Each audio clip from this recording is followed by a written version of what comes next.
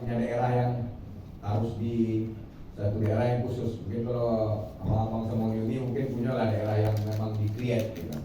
Ada desa wisatanya. Kalau kami memang melompat desa wisatanya. Kemarin kita 3 tahun dengan UNP LP2M itu pemberdayaan untuk desa pengembangan desa wisata bahari juga di Siberut Selatan, di Muara Siberut. Ini besok kita tanggal 18 Juni berangkat lagi ke Pejat untuk program pengabdian juga untuk 3 tahun ke depan. Jadi yang akan saya sampaikan di sini, tadilah seperti saya sampaikan tadi, ya ini lebih banyak bicara memang pengalaman yang selama ini saya rasakan, dan rasanya memang pengelolaan desa-desa wisata ini 11-12 ya kalau saya pikir. Cuma beda TKP saja, beda TKP. Tapi secara substansi, mau bahari, mau gunung, saya pikir sama saja. Secara basically-nya sama saja. Tapi karena saya diamanatkan untuk pengelolaan wisata bahari karena agak punya sedikit laut, dan punya beberapa perairan tawar seperti Danau Maninjau, mungkin nanti agak lebih spesifik ke perairannya. Oke, next. Ya. Jadi karena saya ini mahasiswa fakultas hukum ya, sarjana hukum, jadi saya itu segala sesuatunya itu saya kembalikan ke definisi sebenarnya. Jadi saya bergerak itu berdasarkan definisi.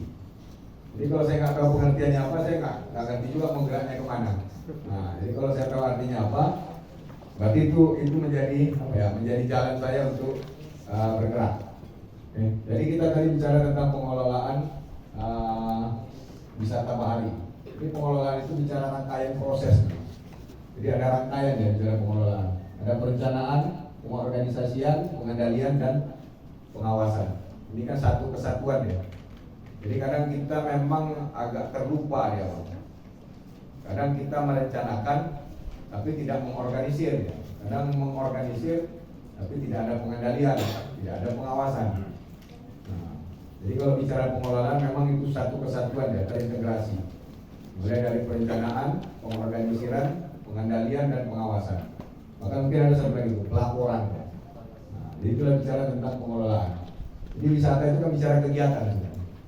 Kegiatan apa yang kita lakukan, itu yang berwisata. Kemudian pariwisata sendiri berbagai macam kegiatan wisata. Jadi harus kita bedakan ini. Ini kan memang definisi Undang-Undang Nomor 10 Tahun 2009 tentang pariwisata itu membedakannya dia. Jadi wisata itu kegiatan perjalanan yang dilakukan oleh orang-orang pada suatu tempat. Kemudian kalau bahari adalah laut atau kelautan. Dia lebih cenderung ke perairan laut ya.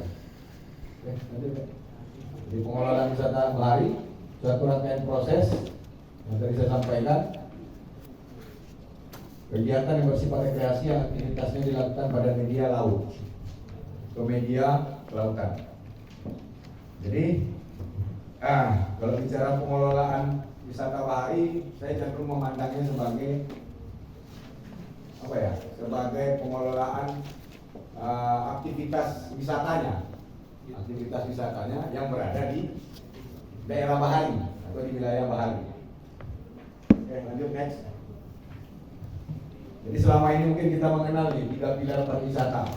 Jadi kalau ingin bicara pariwisata memang 3 pilarnya harus ada ya. Ini wajib nih kalau menurut saya. Aksesibilitas, amenitas, dan atraksi. Jadi bolong aja satu ini susah kita. Aksesibilitas bagus, tapi amenitas tidak mendukung, juga tidak menjadi daya tarik ya, tidak menarik dari lokasi.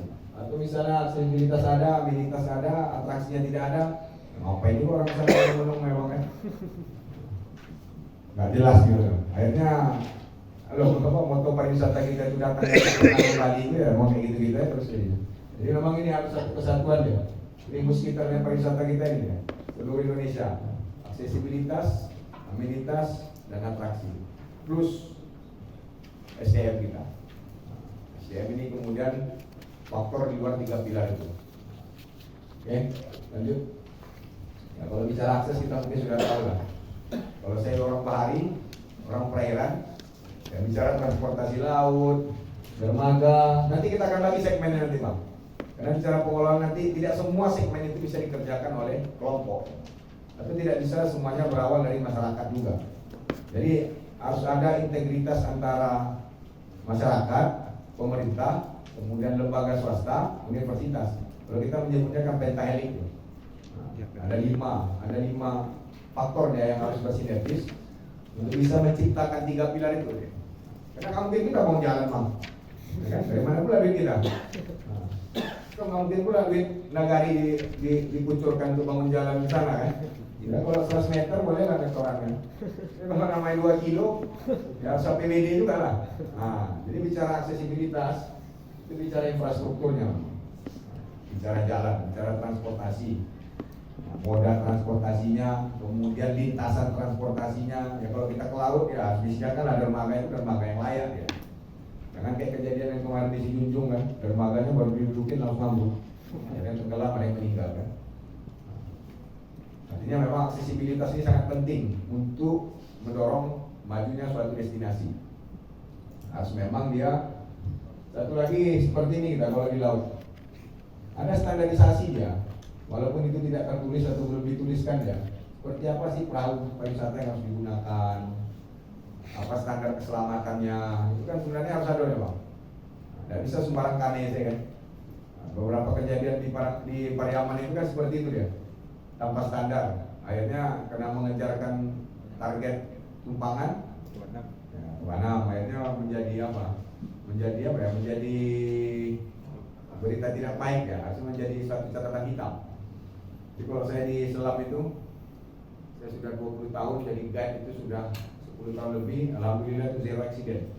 Karena memang kita by SOP semuanya, by SOP, memang ada SOP-nya, dan kemudian pengendaliannya langsung terpusat ke saya. Jadi tim saya itu ada sekitar 20 sampai 25 orang. Nah itu biasanya semua perintahnya datang dari saya, semua SOP-nya datang dari saya. Jadi semua standarnya itu ada dia. Jadi sampai hari ini kita sudah mempertahankan prestasi kita itu tanpa ada eksiden, zero eksiden. Karena memang kalau udah pariwisata ini ada eksidennya, susah kita membangun reputasinya lagi, Pak. Jadi kadang ada memang kita ini yang berpariwisata ini, ya susahnya orang Sumatera Barat ini kan bekerja sama. Susahnya orang Sumatera Barat itu ya, bekerja sama, Bang. Itu beratnya di kita ini. Sekarang cerita kita dari bawah, tantangan terbesar membangun pariwisata Sumatera Barat itu bukan pada hal fisiknya, tapi pada manusianya. Pada manusia itu menjadi sebuah tantangan besar bagi kita. Tapi memang di beberapa lokasi yang saya temui itu, kalau memang mental baja, alhamdulillah berhasil ya. Alhamdulillah berhasil. Ya. Contoh kayak Pulau Setan itu, dulu amburadul dibakar berapa kali. Sampai kemudian akhirnya diambil alih oleh Bukna, langsung diketuai oleh Kak Elvi. Elvi itu wartawan Perang Express. Nah, daripada jadi wartawan terus nih, nggak jelas uangnya katanya kan. Akhirnya dia jadi pelaku pariwisata. Jadi Pulau Setan itu tanya Kak Elvi ya, dia pengelola Pulau Setan. Sekarang bagus Pulau Setan itu. Nggak main kayak kayu yang mengelola. Akhirnya bagus sekarang Pulau Setan itu. Punya dermaganya bagus, kemudian spot-spot fotonya juga bagus, yang orang yang jualan juga ditata dengan baik.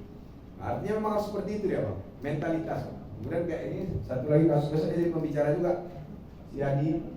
Adi besok jadi pembicara itu dari GTP kan, Gorontalo.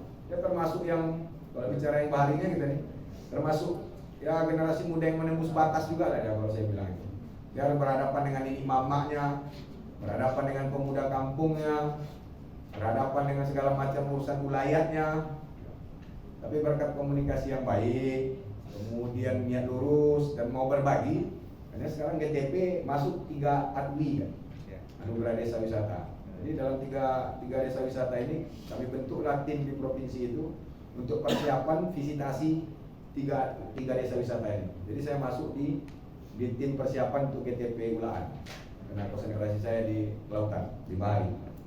Dibagi timnya, ada yang ke Pariangan 8 orang, ada yang ke Siloke 8 orang, kemudian ada kita yang di GTP 8 orang. Saya masuk di GTP dengan Adi.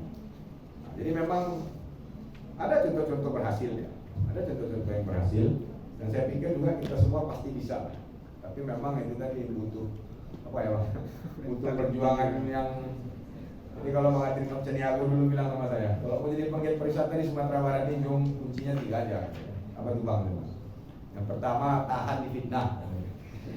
Yang pertama kan. Kemudian yang kedua, tahan dicaci maki orang, dimarahi, pokoknya tak apa-apa lah gitu. Kemudian yang ketiga, kalau kau gagal dibilang orang, itulah, aku bilang sama kau. Nggak percaya, nggak didengarin katanya kan, gagal kau kan katanya. Coba kau berhasil, dibilang orang waduh, itu kan ambo, jadi dangannya bisa ambo itu berhasil mas ya. Itulah pesan banget hidup dan ambo ke saya waktu itu ketika sama-sama berjadi mandi. Dan saya pikir memang dia, kita rasakan, kita alami itu. Tapi itu tadi tidak menyurutkan, karena memang bicara pariwisata itu bicara kecintaan ya. Nggak saya bilang tadi saya selesai sarjana hukum, tapi passion saya memang di sini, di pariwisata. Saya udah merasakan pariwisata ini sebenarnya menyenangkan. Karena tanpa pariwisata saya juga nggak bakal nambah saudara-saudara nih, Pak. Iya kan? Iyalah. Dan pariwisata silaturahmi kita kemana-mana, Pak. Betul. Iya. Ini memang dinas paling menyenangkan nih. Pariwisata. Nggak ada yang saya enak ini. Oke lanjut. Kemudian amenitas seperti saya sampaikan tadi. Jadi amenitas ini memang berbicara semua bentuk fasilitas. Mulai dari akomodasi, orang ada yang membedakannya, akomodasi tidak termasuk, tapi rata-rata memang memasukkan akomodasi dalam amenitas. Ini amenitas ini kadang kita selalu melihatnya dalam konteks besar ya, tapi lupa pada hal-hal yang kecil. Lupa pada hal-hal yang kecil, Bang. Kita melihat, ada penginapan, ya kan? Kamarnya bagus, toiletnya oke, tapi tempat sampahnya nggak ada. Dalam itu. Kadang ada hal yang kecil ya, tempat tisu. Kemudian lanjut, ini ada beberapa contoh saya bilang, tak sampah. Ini kemarin toilet di Bali saya foto ini Bang, ini toilet di Bali. Jadi begitu mereka mendesain toiletnya gitu. Macam mana dia bikin toilet itu sangat menyenangkan. Jadi ada satu pengalaman saya bicara toilet, kemarin disuruh jadi pembicara toilet juga kemarin sama Pak Zul kan, waktu ada pelatihan di Lawang. Jadi ini mohon maaf sebelumnya Bang ya. Malam Sabtu kemarin saya ngobrol berdua sama Buya, dari Gubernur. Kita cerita tentang desa wisata salah satu yang kita bahas. Jadi pas lagi ngomong itu Buya bilang, ini musola rumah dinas ini nanti diperluas saja katanya, direnovasi aja dulu katanya. Bikin perencanaannya. Ya Bu ya. Gak usah dirombak-rombak. Tapi satu yang Buya minta katanya. Apa Buya? Kamar mandinya VVIP katanya. Kalau teras ini depan ini aja datarkan katanya. Kasih kanopi aja katanya. Gak usah dirombak katanya. Tapi yang Buya minta itu toiletnya yang kayak gini VVIP katanya. Itu betul-betul kami ingat di perencanaan, karena kita disuruh gambar ya kan. Ada tim penggambar kita, tim perencanaan kita. Jadi seorang gubernur saya sudah berpikiran tentang toilet seperti itu dia Pak. Di musola dia sendiri, dia bikin toiletnya itu bagus gitu kan. Kadang kan kelemahan kita kan toilet kita ini seadanya. Tapi kalau toilet nggak bisa jalan sampai lalu, itu zero tuh Bang. Nah itu baru berhasil ke destinasi itu. Saya datanya. Tapi itu kata Ibrahim tadi, kadang kita hanya melihat amenitas ini pada hal-hal yang terlihat di luar saja, tidak sampai pada persoalan di dalamnya gitu. Jadi kadang kan bicara hal yang seperti itu tidak juga harus terbuat dari pamer gitu Bang ya. Tidak juga harus terbuat dari apa gitu. Tidak ya kan. Tapi memang kebersihan, kemudian saluran pembuangannya, kemudian juga kelancaran airnya, kemudian aromanya, kemudian posisinya. Saya pernah menemukan beberapa toilet yang kita bokernya di sini, tapi ngambil airnya di sini. Di Lawang Pak ada satu. Ada 2 toilet yang saya temukan begitu ya. Itu malah kan susah lagi dong kan? Kita ngambil airnya itu nggak sesuai dengan tangan kita saat apa kan? Nggak semua orang juga pakai WC jongkok kan? WC apa? Itu kan salah satu apa ya Bang ya? Sesuatu yang harus kita perhatikan itu kan. Posisi penempatan air dengan posisi orang mau nyebok dengan posisi di mana orang mau gitu kan. Nah, karena kita lupa itu, silap kita. Nah, jadi itu memang menjadi apa ya? Jadi bukan persoalan kita harus datangin WC-nya dari Eropa tidak, gitu kan. atau harus bikin lantainya marmer juga tidak juga. Tapi bagaimana memang dia, ya kalau orang bilang destinasinya di kampung tapi standarnya internasional, nah, kan, gitu. Destinasinya di kampung memang, tapi standarnya itu internasional. Jadi amenitas begini-begini sering lupa kita. Oke lanjut. Nah ini kayak parkir kendaraan, karena kita kan suka sembarangan ya. Suka sembarangan ya. Nah ini ada tempat penitipan. Jadi kadang orang ada hilang sandal ya. Kalau hilang HP masih penting, bang ini hilang sandal gitu. Aneh juga kan. Kemudian ada rumah ibadah, harusnya ada menjadi amenitas pada suatu destinasi. Ini toilet di Bali juga nih. Toilet jongkok kan, saya temui di Bali kayak gini. Saya foto gitu. Oh, ini menarik juga nih saya bilang. Sampai kayak begitu dia membuat orang terkesan gitu kan. Lanjut. Ini banyak foto-foto dia. Nah, restoran. Nah, ini saya kemarin waktu saya berangkat Nusa Penida nih. Dia punya loket. Ada loketnya, tempat beli tiket, ada tempat tunggu, kemudian tempat sampahnya, ada semua. Kemudian pas kita naik kapal, itu sandal kita disiapin tempat naruhnya, disimpanin baik-baik sama dia. Mau naik kapal dikasih tangga. Nah, itu kan amenitas hal-hal yang sederhana. Kalau menurut saya gitu tuh, rambu-rambu itu hal-hal yang sederhana, ya. Amenitas sederhana. Tapi itu bagian dari kenyamanan pengunjung. Apalagi kalau kita di daerah-daerah yang memang tempat wisatanya tidak biasa, Bang. Daerah bahari, daerah pegunungan, itu kan memang ada amenitas-amenitas yang spesifik kalau menurut saya. Yang memang harus kita perhatikan ya. Kalau enggak mengurangi kenyamanan pengunjung. Jadi salah satu lagi kemudian yang penting dari amenitas ini kan pembiayaan yang terintegrasi dia. Selama ini kan kita tidak, Bang, dalam pengelolaan itu. Di pintu masuk itu tasiana takaan. Sampai parkir tasiana takaan. Sudah itu di buku pintu toilet adolo takaan. Sampai penitipan barang adolo takaan. Di loket yang ikut kok adolo takaan. Saya yakin kita pun tidak nyaman. Tidak usah orang lain, kita aja pun tidak nyaman tuh. Kalau kita pergi ke tempat orang lain ya kan, berwisata pasti tidak nyaman. Sebaiknya itu kan memang terintegrasi dalam persoalan pembiayaannya. All in ya. Satu kali bayar selesai semua. Jadi semua amenitas itu berhak dia aksesnya, berhak dia nikmati, Bang. Sekali bayar orang kan keberatan juga kita bayar 30.000 biaya masuk. Tertera di tiketnya itu. Parkir, bebas toilet, tempat penitipan free, ini free. Terbaca situ, pasti baca loh. Wah, jarang aja kan? Dia tidak mau ngaku lagi saya kan. Tapi kalau itu pintu masuk 10.000, parkir 10.000, hitung-hitung 60.000, 80.000 loh jadi makan. Nah, bagusnya kan dipungut, cuma membuat yang terintegrasi kayak begitu saya bilang tadi itu karena susahnya kita bekerja sama ini. Nah, tapi ini memang penting untuk kita pikirkan ke depan, Bang, untuk pengelolaan desa wisata kita. Baik mau bahari dia mau pegunungan, memang kan orang Abang ini pemilik destinasi. Iya. Orang muda kita ini kan pemilik destinasi. Jadi itu memang harus diperbaiki pola-pola seperti itu, Bang. Jadi pembiayaan yang terintegrasi itu penting untuk menjamin kenyamanan pengunjung. Di luar memang kita menyediakan segala bentuk amenitas dalam bentuk yang terkecil ya, Bang. Bahkan tempat tisu, tempat rokok, smoking room. Nah, mungkin juga kan, ini kita cari smoking room aja di hotel susah. Harusnya kan ada kan? Yeah. Harus dulu ke kafe orang ini, cuma merokok aja kan. Mau buka jendela nggak boleh bisa kan? Kaca semua. Nah artinya kan hal seperti itu harus ada ya. Yeah.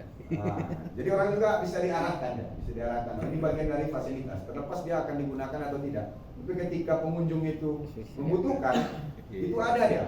Itu ada dia.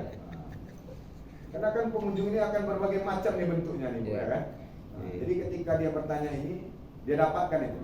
Seperti kata Pak Bupati tadi, harusnya ada juga kemudian tempat handcraftnya ada, kemudian tempat kulinernya juga ada, kemudian menu kuliner itu bagian juga. Kalau saya mengamandang itu bagian dari amenitas juga ya, bagian dari kenyamanan yang kita berikan kepada pengunjung, bukan? Nah, mungkin juga ada daerah laut, kemudian makanannya rendang gitu kan, rendang masih juga, kecuali rendang lokan Bu, nyambung dia, nyambung dia nih kan. Nah, tapi kalau kita rendang sapi gitu dia kan. Apalagi kemarin rendang babi, jadi tidak masuk lagi. Itu viral aja juga. Ya, jadi tidak masuk lagi dia. Nah, harusnya kan memang kalau bicara destinasi bahari, Tentu yang dikedepankan adalah seafood. apanya ya, kuliner baharinya. Saya yakin itu bagian dari amenitas. Gitu. Menu itu juga bagian dari amenitas. Karena bicara amenitas itu pasti bicara tentang kenyamanan pengunjung. Apa yang membuat pengunjung itu menjadi nyaman? Ya, kalau di awak itu kan tidak orang dah awak gitu bang. Jadi kita pun baik kawan-kawan tentu ingin lo seperti itunya. Ada kenyamanan yang kita rasakan. Jadi tidak ada rasa was-was di destinasi itu ya. Tapi hilang sandal, tapi hilang dompet, tapi hilang tas, tapi hilang HP ya. Seperti tempat colokan ya. Kau apa yang kesini tapi colokan 2.000.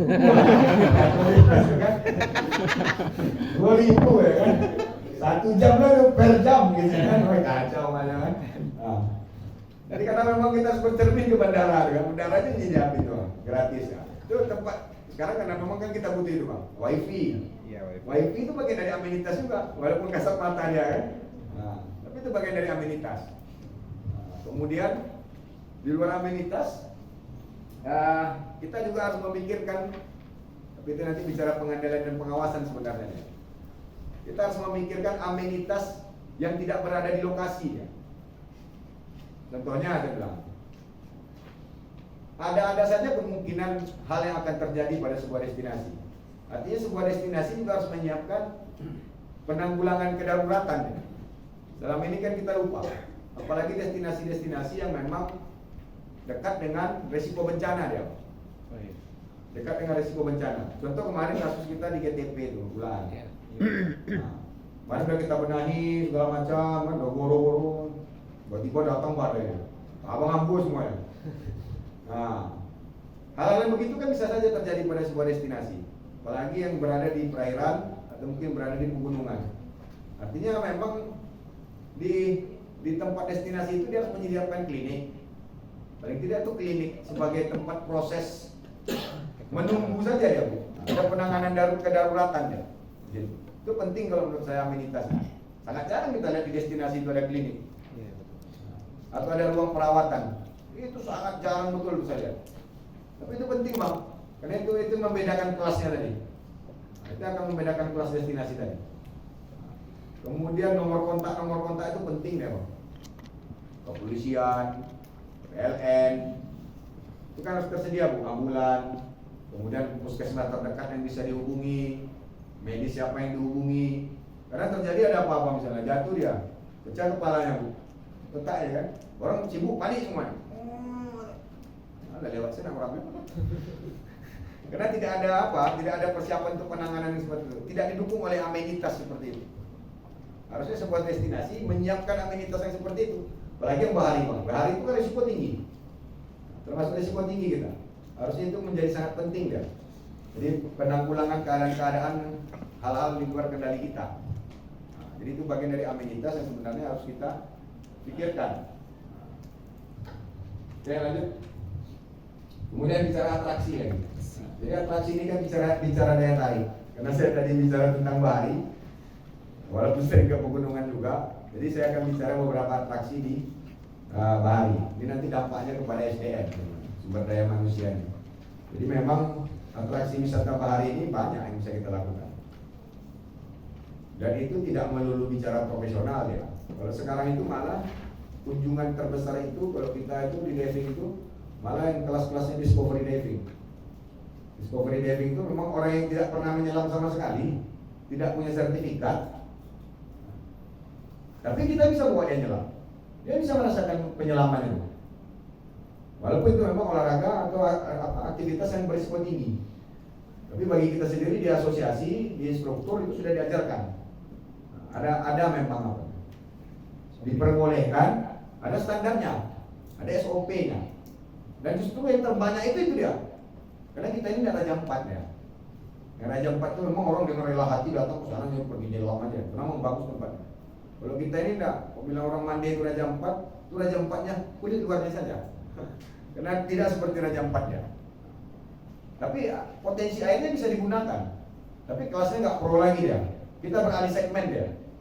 Ke kelas pemula dan kelas amatir serta kelas yang tidak bersertifikat. Tapi banyak bang.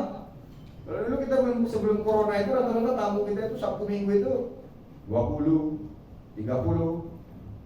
Pernah dengar kemarin memang Cina-Cina yang datang ke sini tuh? Yang pernah memang itu saya yang kontrak vendor yang peserta larinya saya kemarin penanggung jawab memang program kita yang dipakai. Saya waktu itu yang menyiapkan segala sesuatu untuk penyelaman mereka, snorkeling itu saya tuh yang bertanda tangan kontrak. Rekomendasi itu kan dari Manado kan, mereka minta di Manado juga. Sayangnya cuma sekali aja bang. Anda udah gajian juga kami 5 juta per bulan tuh per anggota. Ini baru sekali penerbangan datang corona kan, investasi kita udah puluhan juta ya. Pulang kampung lagi. Nah jadi kembali dari ke atraksi. Jadi bisa saja kayak misalnya Tiku misalnya. Tiku punya 2 pulau. Memang kalau bicara keadaan pulau di Tiku itu, pulau ujung sama pulau tengah itu tuh jauh dari yang bisa diharapkan.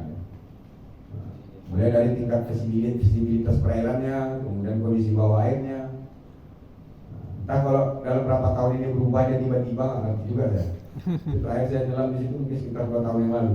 Tapi itu bisa dimanfaatkan untuk hal-hal yang lain. Nah, atraksi-atraksi yang lain bisa kita manfaatkan di sana. Kalau yang kita bawa penyelam profesional ya itu aja apa nih katanya, senang ya. Tapi kalau yang kita bawa orang yang nggak pernah nyelam di situ, senang dia. Makanya tinggal beli segmen aja kan. Segmen kita mana nih? Kan nanti destinasi kita ini ya kelas A. Segmen kita tadi Z, kan nggak nyambung ya bang.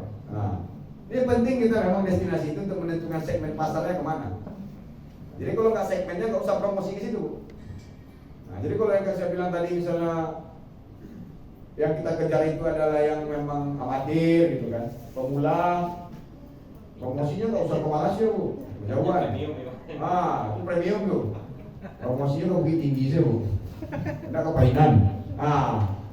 Intinya kan samanya bu, 4.000 per orang mah. Kan inti yang pernah lu jawab. Ya kan, kok nggak boleh, nggak peduli orang. Yang penting intinya 4.000 per pack. Jadi itu yang penting, jadi melihat segmennya bang. Jadi kita akan bicara banyak lagi. Ada bisa diving kita di Palu untuk bahari ya, di perairan. Bahkan di beberapa lokasi saya temukan itu ada yang memang dibuat, di-create ya untuk lokasi penyelaman itu di perairan tawar, di danau. Bisa bang? Tidak pemerintahnya yang mau bangun tidak? Pasal lebih tinggi kok bang anggaran. Bisa kita, danau Maninjau ini bisa kita jadikan tempat penyelaman. Tapi nggak di danaunya, danaunya berisiko. Kalau saya terakhir dalam situ waktu survei intake PLTU, PLTA Danau Maninjau, saya udah pernah berapa kali nyelam Danau Maninjau. Dan menyelam di danau itu mengerikan bang, horor. Saya nggak suka nyelam di danau. Ya, jauh lebih nikmat di laut. Itu ngeri bang, hitam rumah. Tidak menyenangkan ya. Oke, jadi sebenarnya bisa kita create. Jadi kayak atraksi ini kan tidak selalu harus bergantung pada apa yang alam ciptakan ya. Karena memang harus ada artifisial ya, harus dibuat ya. Tapi tetap dengan memanfaatkan sumber daya yang diberikan alam.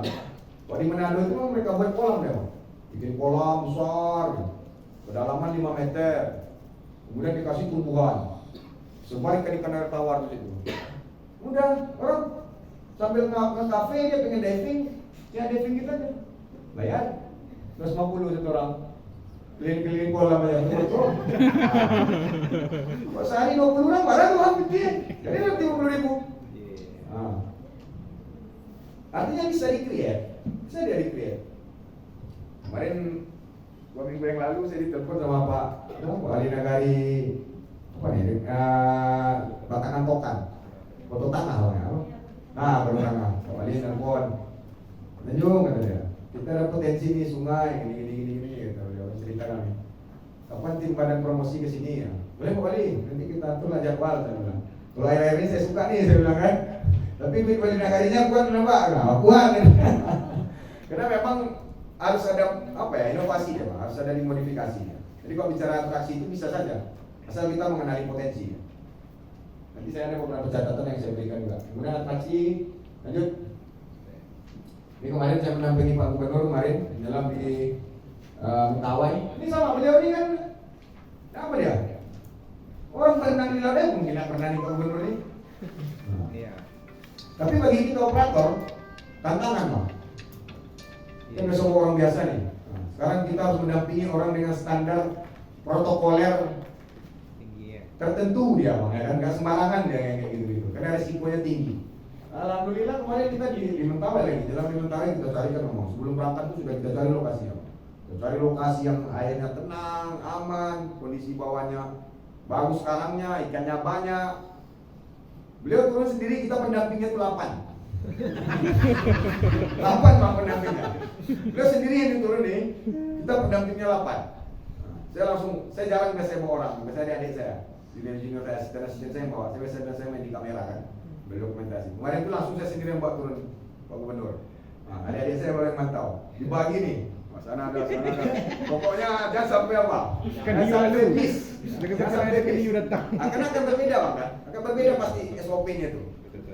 Biasanya kita kalau pendampingan orang biasa nih kayak ibu nih, ibu bilang ibu nggak bisa deping, nggak bisa nyelam bu. Kalau ibu mau sih, saya bawa ibu nyelam. Gratis. Ya harus jelas dong gitu. Nggak masalah. Sebagai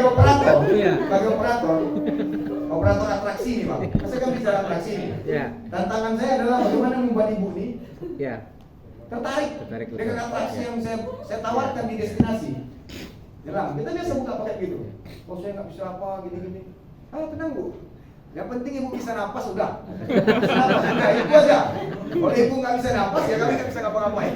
Tapi selagi ibu bisa napas, insya Allah ibu bisa ke bawah ya. Nah, karena kan orang butuh pengalaman baru dia bang. Tapi kemudian di situ tantangan kita sebagai operator atraksi nih. Sebagai operator atraksi, bagaimana membuat orang aman, merasa nyaman, menikmati. Karena kalau kita miss sedikit saja, keselak ibu nih misalnya bang. Udah besok dia trauma lagi. Pokoknya sedan air nggak mau. Sedan air nggak mau pokoknya. Walaupun gratis ya. Walaupun gratis pak. Besok kita coba ini dulu. Sudah minta dinas pariwisata yang bikin itu. Saya mau ada yang dari mana. Nah, artinya apa yang saya bilang, atraksi ini memang apa ya? Di perairan ini bisa dengan banyak hal. Oke lanjut. Ini kemudian jet ski. Jet ski juga sekarang sudah mulai membumi. Ya. Saya kebetulan dengan Pak Wagub juga satu grup di jet ski juga. Ya, ini orang miskin sok kaya bang. Harga jet ski orang miskin kan, saya ikut klub jet ski pula lagi. Ini kemarin acara kita yang touring ke apa? Yang ke Pulau Sanding. Ya, saya salah satu tim kemarin yang mengcreate acara itu. Selesai acara itu baru ikut lagi dengan Pak Gubernur mengcreate acara penyelaman beliau pula lagi di Tua Peja. Jadi karena memang spesialisasi kita di perairan tadi. Nah, jadi jet ski juga sekarang kan sesuatu yang familiar. Insya Allah ini dalam tahun ini Sumbar akan launching itu nanti. Ada Sumbar apa? Jet ski Safari Sumatera Barat. Nah, karena jet ski Safari ini baru ada 2 di Indonesia ya. Jet ski Safari Indonesia di Pantai Mutiara Jakarta. Kemudian jet ski Safari yang ada di Makassar. Nah, jadi seolah ada waktu itu rencana dia akan membuat jet ski Safari Sumatera Barat karena passionnya ke situ ya. Jadi untuk mendongkrak pariwisata kita. Artinya itu kan bisa saja kita buat di danau, bisa saja kita buat di Tigu gitu. Jadi pilihan atraksi ini ada, tapi yang kayak gini kan dibeli, ini mahal semua nih bang. Ini sesinya tinggi, ini sesi rendah-rendah aja. 750 kan, nah, yang harganya 100 juta gitu. Yang cepat balik modal bu. Jangan dibeli yang kayak gini lu 16 juta kan, balik modalnya kapan ya? Orang kan yang penting di jet ski-nya bu. Nah, jadi jangan pula apa kita, kan itu pandai pula kita melihat equipment apa yang harus digunakan. Karena sama kayak kita juga beli alat selam bang, kalau untuk tamu itu juga lihat tamunya. Kalau tamunya agak elit, kasih alat elit. Tapi kalau tamunya biasa-biasa aja, ya kasihnya yang biasa-biasa juga. Karena risiko rusaknya ngeri juga bang ya kan. Pokoknya satu set alat selam itu bisa nikah kita sekali lagi bang. Bisa nikah kita sekali lagi, 30 jutaan kan. Bisa nikah kita sekali lagi. Jadi ini risiko dia. Jadi memang kalau bicara atraksi perairan memang mahal. Bicara atraksi perairan, equipmentnya rata-rata mahal ya bang. Nah, jadi memang harus pandai-pandai melihat segmen pasar, kemudian melihat equipment yang akan digunakan. Nah, kalau enggak, pulang modal lama, bapur dulu ya bang kan, banyak hal-hal rusak kan. Maintenance nggak tahu jalan kan. Kita lanjut. Nah, kemudian ada donat apa? Donat boat apa nih? Banana boat. Banana boat, donat boat.